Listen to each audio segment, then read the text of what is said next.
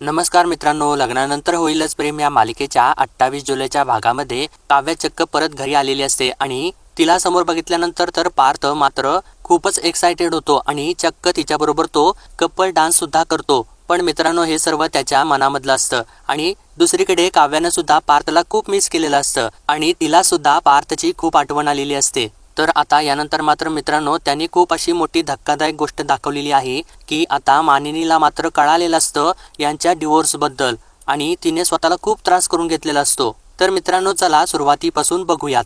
मित्रांनो, रम्याने जे काही नाटक केलेलं असतं त्यामध्ये पार्थ मात्र चांगलाच फसलेला असतो आणि आता रम्या मुद्दामूनच आपल्या पायाला पार्थकडून ऑइंटमेंट लावून घेत असते आणि ते मनातल्या मनात बोलत असते की वा वा वा, व्रतवैकल्य करून सुद्धा जे सुख मिळालं नसतं ना, ते न मागताच मिळतंय मला। I really love you Parth, असं ती मनातल्या मनात बोलत असते। तर तेव्हा पार्थ अचानक तिला विचारतो, काय म्हणालीस तू? तर तेव्हा रम्या म्हणते, नाही कुठे काय, असं ते बोलत असते। इतक्यातच मानिनी तिथं येते आणि पार्थला म्हणते, अरे हे काय करत आहेस तू, एवढ्या वेळ लावायचं नसतं ते ऑइंटमेंट। आणि तिला त्या गोष्टीचा थोडासा त्रास होत असतो की पार्थ रम्याच्या पायाला ऑइंटमेंट लावत असतो आणि आता रम्या अजून नाटक करू लागते। ती पाणी घेऊन पाणी पिऊ लागते आणि आता मानिनी रम्यावरती भडकू लागते। तिला म्हणते, काय ग, दरवेळी तू पडायचंस आणि याने सावरायचं का तुला? तर तेव्हा रम्या आता म्हणते, नाही नाही, मी ते ना चुकून, असं ती म्हणत असते। तर तेव्हा आता मानिनी पार्थला विचारते, तू बोल रे, तू काय म्हणत होतास, मगाशी काय सांगायचं होतं तुला? तर तेव्हा आता पार्थ सांगायचा प्रयत्न करत असतो। तर तेव्हा आता रम्या परत नाटक चालू करते आणि आई ग, मला दुखतंय, असं ती बोलत असते। तर तेव्हा पार्थ तिला विचारतो, काय ग रम्या, दुखतंय का तुला? तर तेव्हा रम्या म्हणते, हो रे, मला खूप दुखते आणि खरं तर ना मी कामासाठी आले होते, आता मला परत वर जावं लागेल, परत लॅपटॉप घेऊन खाली यावं लागेल, असं बोलत असते। तर तेव्हा पार्थ तिला म्हणतो, अगं माझा लॅपटॉप आहे ना इथं, तो घे, त्याच्यावरती कर काम। तर तेव्हा रम्या म्हणते, हो चालेल। तर तेव्हा पार्थ त्याचा लॅपटॉप घेऊन रम्याकडे देतो आणि आता रम्या त्याच्या लॅपटॉपवरती काम करू लागते। तर तेव्हा मानिनी आता पार्थला थोडंसं बाजूला घेऊन येते आणि त्याला परत विचारते, हा बोल पार्थ, काय म्हणत होतास मगाशी आणि त्या फोटोची आता गरज नाही म्हणजे काय? तर तेव्हा आता पार्थ थोडासा अडकळतो आणि आपले विचार बदलून मानिनीला म्हणतो, अगं म्हणजे ना माझ्याकडे थोडेसे बेटर फोटो आहेत म्हणून त्या फोटोची गरज नाही असं। तर तेव्हा मानिनी त्याला नक्की का असं विचारते आणि बरं ते ठीक आहे, आता तुला जे काही बोलायचं होतं ते तरी बोल। तर तेव्हा आता पार्थ परत सांगायचा प्रयत्न करत असतो आणि नेमका आता परत रम्या पार्थ अशी हाक मारते आणि लगेचच त्याला म्हणते, अरे जरा डिटेल्स बघून घेतोस का? आणि ती सारखी सारखी त्या दोघांच्या मध्ये मध्ये करत असते। तर पार्थ आता मानिनीला सांगतो, आई आपण आता जरासं नंतर बोलूयात। तर तेव्हा मानिनी सुद्धा थोडीशी रागाला आलेली असते आणि त्या रागातच ती हो असं त्याला म्हणते। तर पार्थ आता लॅपटॉप घेऊन त्याचे डिटेल्स चेक करू लागतो आणि मानिनी आता रागारागातच रम्याजवळ जाते आणि तिला म्हणते, तुला काही हवं असेल ना तर माझ्याकडे माग, मला हाक मार आणि पार्थला तू त्रास देऊ नकोस आणि मला नसती उठाठेव नको आहे, असं सांगून ती आता तिथून निघून जाते। तर तेव्हा रम्या आता हसू लागते। तर मित्रांनो, आता बघा इकडे नंदिनी आणि जीवा अजून सुद्धा भांडतच असतात। तर नंदिनी जीवाला म्हणते, कन्सर्न, अरे बापरे, बायको म्हणून तुम्हाला माझ्याबद्दल कधी कन्सर्न वाटलं? तर तेव्हा जीवा सुद्धा तिला म्हणतो, अगं तुला तरी कुठं आहे माझ्याबद्दल कन्सर्न, पण टोमणे मारायला तेवढी तू पट्टाईत आहेस। तर नंदिनी त्याला म्हणते, जर लोकांनी आपल्याला टोमणे मारू नये असं जर वाटत असेल ना तर सुधारावं माणसाने, जमणार आहे का आपल्याला? तर जीवा तिला म्हणतो, बेसिकली ना सुधारायसाठी माणूस अगोदर बिघडायला लागतो आणि मुळातच मी बिघडलेलो नाहीये। तर नंदिनी त्याला म्हणते, वा, खरंच किती गोड गैरसमज असतात ना लोकांचे आपल्याबद्दल। तर आता जीवा लगेचच म्हणतो, वा, बाईने टोमणा मारला। तर नंदिनी म्हणते, नाही तुम्हीच भाग पाडता मला, नाहीतर मला काय हौस नाही आहे असं करायची। तर जीवा तिला म्हणतो, अगं माझ्या मागं असं रोज बडबड बडबड करण्यापेक्षा ना रोज देवाचे आभार मानत जा, रोज देवाचे पाय धु आणि ते पाणी जरा पीत जा, कारण नशिबाने तुला माझ्यासारखा नवरा मिळालेला आहे। तर नंदिनी त्याला म्हणते, ते मी नाही, तुम्ही करा, तुम्ही स्वतःला नशीबवान समजा, कारण तुम्हाला माझ्यासारखी बायको मिळाली आहे, नाहीतर हल्ली कपल्स ना लगेच डिवोर्स घेऊन रिकामे, असं म्हणून ती थांबतेच। आणि आता ते दोघे सुद्धा धक्क्याने एकमेकांच्याकडे बघू लागतात आणि ते दोघे सुद्धा एकदमच एकमेकांना सॉरी असं म्हणतात। तर जीवा आता तिला म्हणतो, सॉरी, मी ना फ्लो मध्ये तुला बायको म्हणून बसलो। तर नंदिनी सुद्धा थोडीशी शांत होते आणि म्हणते, नाही, आय एम सॉरी, मी पण भावनेच्या भरात तुम्हाला नवरा म्हणून गेले। तर तेव्हा जीवा तिला म्हणतो, नाही ठीक आहे, इट्स ओके। तर नंदिनी त्याला म्हणते, नो इट्स नॉट ओके, आणि जर समजा असंच आपण नवरा बायको सारखे भांडत राहिलो ना तर खरंच आपण नवरा बायको आहोत असंच आपल्याला वाटत लागेल आणि मग ना 6 महिन्यानंतर वेगळं होणं खूप कठीण होऊन जाईल। आणि नाही, आता मला तुमच्याकडून काहीच नको आहे, तुमचं भांडण सुद्धा नको आहे, आणि तुमचा आधार सुद्धा नको आहे, असं बोलून ती आता जीवापासून थोडीशी लांबच जर निघून जाते. तर तेव्हा जीवा आता त्या गोष्टींचा विचार करू लागतो. तर मित्रांनो, आता त्यानंतर रात्री पार्थ आवरून बाहेर येत असतो आणि समोर बघतो तर चक्क त्याला काव्या तिथे बसलेली दिसते आणि तिला बघितल्यानंतर त्याला धक्काच बसतो आणि तो तिच्याकडे बघून म्हणू लागतो की काव्या असल्याचा भास होतोय काय मला, असं म्हणून तो तिच्या जवळ जाऊन बोलतो की माझा भास आहे का, खरंच काव्या आलेले आहेत. तर तेव्हा आता काव्या डोळ्या बंद करून बसलेली असते आणि एकदमच ती डोळे उघडते आणि हसतच पार्थला म्हणते मी खरंच काव्या आहे देशमुख, असं ती हसत त्याच्याकडे डोळ्यातच बघत असते. आणि त्यानंतर ती उठून उभा राहून एकदम रोमॅन्टिक होऊन त्याच्याकडे बघू लागते. तर तेव्हा पार्थ सुद्धा आता रोमॅन्टिक होतो आणि आता काव्या चक्क पार्थच्या शर्टची बटन लावू लागते आणि पार्थ काव्याच्या केसांच्या वरती फुंकर मारू लागतो. आणि आता बटन लावून झाल्यानंतर काव्या पार्थकडे बघते आणि आपल्या भुवया उंचावते आणि थोडीशी स्माइल करते. तर तेव्हा पार्थ सुद्धा तिच्याकडे बघून स्माइल करतो आणि आता काव्या त्याच्यापासून थोडीशी बाजूला जात असते. तर तेव्हा पार्थ तिचा चक्क हात पकडतो आणि वातावरण अजूनच रोमॅन्टिक होऊन जातं. तर आता काव्या एकदम रोमॅन्टिक नजरेने पार्थकडे मागे वळून बघू लागते आणि परत त्याच्या जवळ जाते. तर तेव्हा पार्थ आता तिचा दुसरा हात सुद्धा आपल्या हातात घेतो आणि त्यानंतर आता तिला तो गोल गोल फिरवू लागतो आणि त्यानंतर ते दोघे सुद्धा छान असा कपल डान्स करू लागतात आणि एकमेकांच्यात खूप छान असे हरवून गेलेले असतात.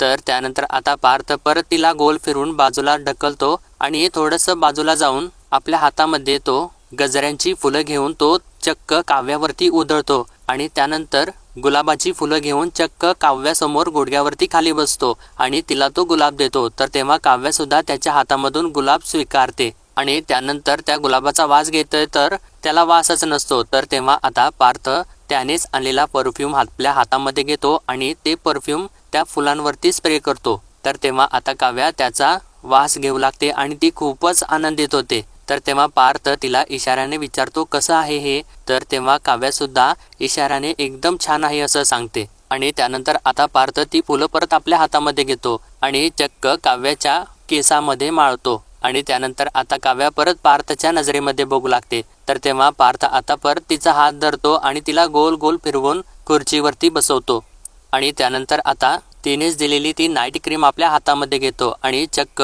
त्या नाईट क्रीम मधून थोडीशी क्रीम आपल्या बोटावरती घेतो आणि काव्याच्या हातावरती लावून ती आपल्या हाताने तो रब करू लागतो आणि तो तेव्हा एकसारखा काव्याच्या नजरेमध्ये बघत असतो. आणि मित्रांनो, हे सर्व काही पार्थ आता उघड्या डोळ्याने स्वप्न बघत असतो आणि चक्क तो काव्याच्या एकदम जवळ गेलेला असतो आणि आता तो काव्याच्या चेहऱ्यावरची केसांची बट आपल्या हाताने मागे करत असतो. तर तेव्हा काव्याला मात्र थोडासा डुलका लागलेला असतो आणि ती एकदमच झोपेतून जागी होते आणि जोराने ओरडते, अहो देशमुख, हे काय करताय तुम्ही. तर तेव्हा आता पार्थ घाबरूनच मागे सरकतो. तर काव्या उठून त्याच्यावरती ओरडू लागते, अहो देशमुख, हे काय करत होतात तुम्ही, काय चाललंय तुमचं. तर पार्थ तिला म्हणतो, अहो एवढ्या जोरात कोणी ओरडतं का, घाबरलो ना मी. तर तेव्हा काव्या त्याला म्हणते, पण एक मिनिट, तुमचं हे काय चाललेलं होतं, तुम्ही हे काय करत होता. तर तेव्हा पार्थ तिला म्हणतो, अहो तुम्ही आहात. तर तेव्हा काव्या त्याला म्हणते, अहो मग काय माझं भूत उभं आहे का तुमच्या समोर, काय होतंय तुम्हाला. तर तेव्हा पार्थ परत तिला विचारतो, तुम्ही खरंच आलाय आणि कधी आला तुम्ही. तर तेव्हा काव्या त्याला म्हणते, झाली येऊन मला 15 मिनिटं. तर तेव्हा पार्थ तिला म्हणतो, 15 मिनिटात आलात आणि झोपलात पण. तर काव्या त्याच्यावरती ओरडते, काय प्रॉब्लेम आहे. तिकडे अनिशाच्या घरी रात्रभर जागून अभ्यास करत होते मी, आता घरी आली आहे तर म्हणलं जरा डोकं टेकावं, डोळे मिटावेत, पण नाही, येऊन तुम्ही झोपमोड केलीत माझी, असं म्हणून ती त्याच्या अंगावरती फिसकारतेच. तर तेव्हा पार्थ अजूनच घाबरू लागतो आणि म्हणतो, नाही सॉरी, मला वाटलं ते. तर काव्या म्हणते, काय वाटलं तुम्हाला. तर पार्थ आता म्हणतो, नाही नाही, काही नाही, काही नाही. आणि त्याला जे वाटलेलं असतं की ती सारखं सारखं तिचा त्याला भास होत असतो, ती गोष्ट त्याला काव्याला सांगायची असते, पण तो काही सांगत नाही. तर आता काव्या त्याला विचारते की थोडा वेळ मी घरात नव्हते तर माझे भास वगैरे व्हायला लागलेत की काय तुम्हाला. तर काव्याने बरोबर पार्थच्या मनातलं ओळखलेलं असतं मित्रांनो. तर पार्थ आता म्हणू लागतो की नाही नाही, मला कशाला तुमचे भास होतील, असं म्हणून तो आता थोडंसं बाजूला जातो. तर काव्या म्हणते, म्हणजे मी नसण्याने तुम्हाला काहीच फरक पडलेला दिसत नाहीये. तर असं तिने म्हटल्यानंतर आता पार्थ तिच्या समोर जातो आणि तिला म्हणतो, तुम्ही नसण्याचा फरक पडायला पाहिजे होता का. तर काव्या त्याला म्हणते, नाही नाही, मी कुठं असं म्हटले, मी असं काही म्हणालेच नाही. तुमचा तर चक्क एक फोनही नाही, मेसेजही नाही. तर पार्थ आता तिला उलटा प्रश्न विचारतो, अच्छा, फोन मेसेजेसची वाट बघत होता का माझ्या. तर आता यावेळेस काव्या थोडीशी गडबडते आणि म्हणते की नाही नाही, तसं नाही, तिकडे अनिशाच्या घरी अभ्यास करत होतो ना आम्ही, म्हणजे शांतता होती जरा, आणि देशमुख तुमच्या केओसची सवय लागलेली आहे मला, असं ती एकदमच त्याला बोलून जाते. तर तेव्हा पार्थ तिला म्हणतो, सवय सवय फार वाईट असते हो. एखाद्या व्यक्तीची सवय लागली ना की मग सवयीचं व्यसन होतं, अशी माझी आई म्हणते. आणि मला तुमची आणि तुम्हाला माझी सवय व्हायला नको, नाहीतर 6 महिन्यानंतर अवघड जाईल आपल्याला, असं त्यानं म्हटल्यानंतर काव्या 6 महिने असं बोलून थांबते. तर पार्थ तिला सांगतो, आपण डिवोर्स फाईल केलाय, विसरलात का तुम्ही, असं त्यानं बोलल्यानंतर काव्या थोडीशी धक्क्यात जाते आणि परत म्हणते की ही काय विसरण्यासारखी गोष्ट आहे का, अभ्यासाच्या नादात थोडासा विसर पडला इतकंच. तर पार्थ तिला म्हणतो, पण मी नाही विसरलो, घरच्यांना सांगून टाकायचं होतं मला, पण कधी हिंमत झाली नाही, तर कधी संधी मिळाली नाही, आणि आता तुम्ही आला आहात तर, असं त्यानं म्हटल्यानंतर काव्या काय असं त्याला विचारते. तर पार्थ पुढे सांगतो, थोडासा धीर आल्यासारखा वाटतोय मला. आणि तेव्हा ते परत एकमेकांच्या डोळ्यामध्ये बघू लागतात. तर पार्थ आता परत स्वतःला थोडासा सावरतो आणि म्हणतो, एनिवेज आपण घरच्यांना सांगून टाकूयात, मोकळं होऊयात, त्यानंतर बॅग पण भरावी लागेल ना तुम्हाला, असं त्यानं म्हटल्यानंतर मात्र आता काव्याच्या पायाखालची जमीनच सरकते.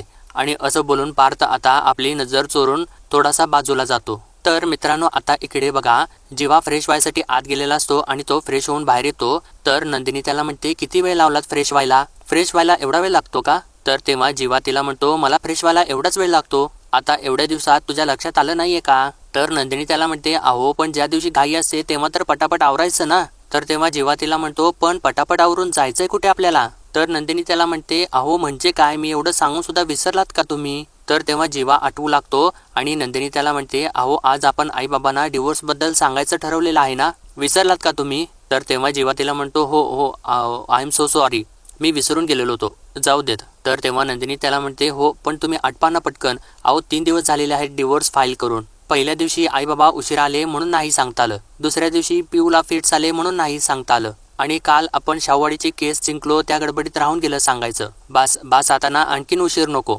आपण त्यांना ना लगेच सांगून टाकूयात. तर तेव्हा जीवा तिला म्हणतो, अगं किती डेस्परेट झाली आहेस तो आईबाबांना सांगायला. तर तेव्हा नंदिनी त्याला म्हणते, डेस्परेट, अहो ही काय धावत जाऊन डेस्परेट होऊन सांगण्यासारखी गोष्ट आहे का.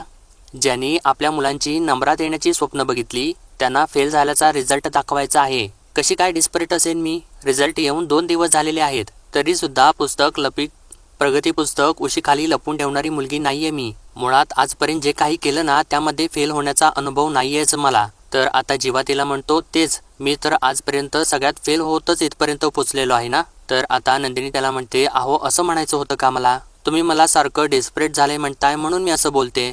तर जीवा तिला म्हणतो, तेच म्हणतोय मी, तुझा हा बोलण्याचा ओघ बाबांना सांगेपर्यंत टिकला म्हणजे मिळवलं, पण असो, चल तू बाबांशी बोल, मी आईशी बोलतो, असं म्हणून तो चाललेलाच असतो. इतक्यातच नंदिनी परत त्याला अडवते आणि म्हणते, नाही नाही नको. तर जीवा तिला विचारतो, नाही नको म्हणजे काय, हेच ठरलेलं आहे ना का आपलं. तर नंदिनी त्याला म्हणते, अहो मी काय म्हणते, तुम्ही आईशी बोलू नका, डिवोर्सबद्दल ऐकून त्या जर काही पॅनिक झाल्या तर त्यांना हँडल नाही करता येणार तुम्हाला, असं तिने म्हटल्यानंतर आता जीवा तिला म्हणतो, अगं तू हे बोलतेस, अगं माझी आई आहे ती, तिला कसं हँडल करायचं याचा चांगला अनुभव आहे मला. तर नंदिनी त्याला आता म्हणते, हो याआधी स्वतःच्या आईला डिवोर्सबद्दल कन्व्हिन्स करायचा सुद्धा अनुभव आहे का तुम्हाला. अहो तुम्हाला कळत नाहीये का, आपण त्यांना डिवोर्सबद्दल सांगितलं तर त्या किती पॅनिक होतील, त्या खूप डिस्टर्ब होतील, मग त्यांना कसं काय हँडल करणार आहोत आपण. तर तेव्हा जीवा तिला म्हणतो, अगं तिला कसं सांगायचं ते मी बघेन अगं, पण जर का ती तुझ्यावरती चिडली तर तू काय करणार आहेस, असं त्याने विचारल्यानंतर जीवा तिच्याकडे बघूच लागतो. आणि आता नंदिनी मात्र शांतच होते आणि परत थोडंसं बाजूला जाऊन म्हणते, हो हो हे होऊ शकतं, त्या चिडू शकतात, आणि जर त्या एकदा चिडल्या ना तर मग त्यांना शांत करणं खूप कठीण आहे. नाही नको, जे काही ठरलंय ना तसंच करूया, तुम्ही आईशी बोला, मी बाबांशी बोलते, असं म्हणून आता ती चाललेली असते. तर तेव्हा आता जीवा तिचा हात पकडतो आणि तिला थांबवतो आणि तिच्या खांद्यावरती हात ठेवून तिला म्हणतो, 1 मिनिट, थोडीशी शांत हो, तू खूप टेन्शन घेतेस, आय नो हे सगळं काही सांगणं सोपं नाहीये, पण आता आपलं सांगायचं ठरलेलं आहे ना, मग तू नको टेन्शन घेऊस, असं म्हणून तो आता तिला धीर देऊ लागतो. तर तेव्हा आता नंदिनी त्यानं ठेवलेल्या खांद्यावरच्या हाताकडे बघू लागते. तर तेव्हा आता जीवा पटकन आपला हात मागे घेतो आणि थोडं थांबून तिला म्हणतो, चल जाऊयात, असं त्यानं म्हटल्यानंतर आता नंदिनी अखेर दरवाजा उघडते आणि ते दोघे जाऊ लागतात. तर मित्रांनो, आता इकडे खाली मात्र काही वेगळीच घटना घडलेली असते. मानिनी मात्र जोराने रडत असते आणि विक्रमला ती म्हणत असते, अहो डिवोर्स, आणि का आणि कशासाठी, म्हणजे दुसरा कुठलाच पर्याय उरलाच नव्हता का. कमाल झाली बाई पोरांची सुद्धा, अहो जरा प्रयत्न करायचा, जरा जुळवून घ्यायचं होतं, आत्ता कुठे लग्न झालेलं होतं ना, असं ती रडत रडतच बोलत असते आणि थोडीशी ओरडत सुद्धा असते. तर तेव्हा इकडून जीवा आणि नंदिनी तर खाली येतच असतात आणि ते धावत खाली येतात आणि इकडून काव्या आणि पार्थ सुद्धा धावत बाहेर येतात. तर मानिनी पुढं म्हणते की कमालच झाली बाई पोरांची, खरंच कमाल झाली. आणि आता तेव्हा इकडे नंदिनी आणि जीवाला सुद्धा धक्का बसलेला असतो आणि पार्थ आणि काव्याला सुद्धा धक्का बसलेला असतो आणि ते दोघे सुद्धा धक्क्याने एकमेकांच्याकडे बघत असतात. तर आता विक्रम मानिनीला म्हणतो, अगं मानिनी, हा शेवटी त्यांच्या आयुष्याचा प्रश्न आहे ना, नसेल त्यांची इच्छा एकमेकांच्या सोबत राहायची तर मानिनी म्हणते, अहो इच्छा नसेल म्हणजे काय, जरा प्रयत्न तर करून बघितलाय का यांनी, असं म्हणून ती रडतच असते. आणि कठीण आहे बाबा, खरंच आपल्यालाच उगाचच वाटतंय की मुलं जरा समजूतदार आहेत म्हणजे मलाच वाटत होतं, पण पार धुळीला मिळवलंय सगळ्यांनी खरंच, असं ती बोलत असते. आणि तेव्हा हे चौघे सुद्धा धक्क्याने तिच्याकडे बघत असतात. तर मानिनी पुढे म्हणते, आत्ता कुठे लग्न झालं होतं आणि लगेच डिवोर्स. तर आता विक्रम तिला सावरू लागतो आणि तिला म्हणतो, अगं मानिनी तू शांत हो ना, शांत हो, तू असा त्रास करून घेऊन काही उपयोग होणार आहे काय, मला सांग बरं. तर मानिनी म्हणते, अहो त्रास होणारच ना, असं कसं म्हणताय तुम्ही, इतकी अविचारी झाली आहेत का हो मुलं, म्हणजे घरातल्या वडीलधाऱ्यांना काय वाटेल याचा विचार नाही, लोक काय म्हणतील याचीही काळजी वाटत नाही, फक्त आणि फक्त स्वतःचाच विचार करतायत, असं म्हणून ती खूपच जोराने रडत असते आणि स्वतःला खूपच त्रास करून घेत असते. तर तेव्हा विक्रम आता तिला शांत करायला लागतो आणि तिला म्हणतो, अगं तू शांत हो, बस इथे, असं तो म्हणून तिला खाली बसवत असतो. तर तेव्हा ते चौघे सुद्धा धावत पुढे येतात आणि पार्थ आता मानिनीला म्हणू लागतो, आई तू जरा शांत हो बरं. तर विक्रम तिला म्हणतो, नको नको तू एवढं टेन्शन घेऊस मानिनी, प्लीज टेन्शन घेऊ नकोस. तर मानिनी त्याला म्हणते, अहो टेन्शन तर येणारच ना, कसं बोलताय तुम्ही, मुलं वेगळी होत आहेत, अहो आता मुलं वेगळी होत आहेत म्हटल्यानंतर अख्खं कुटुंबच तुटल्यासारखं होणार ना, असं तिने म्हटल्यानंतर आता ते चौघे सुद्धा परत एकमेकांच्याकडे बघू लागतात. तर मानिनी पुढं म्हणते, मुलं अशी तडकाफडकी निर्णय घेऊन टाकतात हो, स्वतःचा विचार करून, त्यावेळेला आई वडिलांना काय वाटेल त्यांचा मनाचा विचार करतच नाहीत ते. मला हे मान्य आहे, कदाचित पटत नसेल एकमेकांच्या सोबत, नवरा बायकोंची भांडणं होतातच की, आपली होत नाहीत का, आणि थोड्या तडजोडी कराव्याच लागतात, थोडं पटवून घेण्याचा प्रयत्न तरी केलेला आहे का मुलांनी, नाही ना केलेला. आता एकत्र कुटुंब म्हटल्यानंतर सगळ्यांना सांभाळून घ्यावंच लागतं, पण आजकाल मुलांना हे करायचंच नसतं का हो, असं बोलून ती अजून सुद्धा स्वतःला खूप त्रास करून घेत असते. आणि तेव्हा या चौघांना सुद्धा परत मोठा धक्का बसतो. तर आता नंदिनी मानिनीला म्हणते, आई प्लीज तुम्ही स्वतःला त्रास करून घेऊ नका, प्लीज त्रास करून घेऊ नका. तर तेव्हा जीवा सुद्धा तिला सावरायचा प्रयत्न करू लागतो, म्हणतो, आई प्लीज तू जरा शांत हो आणि आधी रडणं बंद कर, अगं तुझी ही अवस्था बघवत नाही आम्हाला. तर पार्थ सुद्धा तिला म्हणतो, आई प्लीज, तुला माहिती आहे ना तू रडलेलं मला आवडत नाही, किमान माझं थोडं ऐकून तरी घे. तर आता काव्या सुद्धा बोलू लागते, म्हणते की मानिनी काकू हे बघा, तुम्हाला त्रास होणं साहजिक आहे, मी समजू शकते, पण डिवोर्स असा एका दिवसात होत नाही ना, त्याच्या मागे बरीच कारणं असतात. तर आता नंदिनी सुद्धा म्हणते, आणि ती कारणं ज्याची त्यालाच कळतात. तर आता जीवा मानिनीला प्रश्न विचारतो की अगं आई, पण हे डिवोर्स तुला कोणी सांगितलं. तर आता मानिनी एकसारखी जीवाकडे बघू लागते आणि अजून सुद्धा तिच्या डोळ्यामध्ये पाणी असतं. तर मित्रांनो, आजचा भाग इथेच संपतो आणि पुढील भागामध्ये आपण पाहणार आहोत मानिनी अजून सुद्धा रडत असते आणि ती विक्रमला म्हणत असते, कसा हो, 6 महिन्यामध्ये असा कसा काय डिसिजन घेऊ शकतात ही मुलं. आणि तिने असं म्हटल्यानंतर या चौघांना मात्र परत धक्का बसत असतो. तर आता त्यानंतर नंदिनी आणि काव्या मानिनीला त्यांच्या खोलीमध्ये घेऊन जाते. तर तेव्हा मानिनी त्या दोघींना सांगू लागते की मला ना तुम्ही दोघे सुद्धा माझ्या मुलीसारखेच आहात, तुमच्या नवऱ्यांचं सोडा एक वेळ, पण या तुमच्या आईला सोडून जाऊ नका, असं तिने म्हटल्यानंतर आता काव्या आणि नंदिनी दोघी सुद्धा मानिनीच्या एकदम जवळ जातात आणि मानिनी सुद्धा एकदम आईप्रमाणे त्या दोघींना आपल्या जवळ घेते. तर मित्रांनो, आजच्या भागात एवढंच, भेटूया उद्याच्या भागात. तर पुढील अपडेटसाठी लाईक, शेअर आणि सबस्क्राईब नक्कीच करा.